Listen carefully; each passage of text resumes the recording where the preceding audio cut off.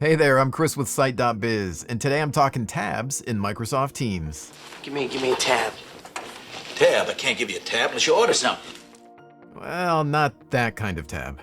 Tabs in Microsoft Teams are customizable sections within a channel that provide quick access to your favorite apps, files, and services. At the top of the channel, you'll see a plus icon. Click on it to add a tab. Next, you'll see a list of available apps that can be added as tabs. Select the app you want to integrate. For example, you can add a tab for Whiteboard. Once configured, click Save to add the tab to your channel.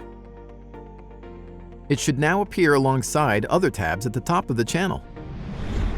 To remove a tab or view additional options, click on the tab's drop-down arrow or right-click.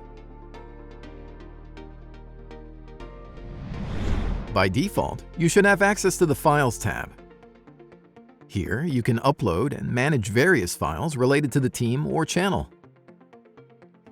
Great Scott! Maintaining a Notes tab is another way to collaborate with your team and keep project details organized. Another suggestion is to add a tab for frequently used websites or web applications. This is especially useful for accessing dashboards, reports, or other online tools. You can pin frequently used tabs to make them easily accessible, customize tab names to make them more descriptive and easier to find, and drag and drop tabs to reorder them based on your preferences. And that's 365 done quick. Thank you so much for joining me, and I'll see you on the next one.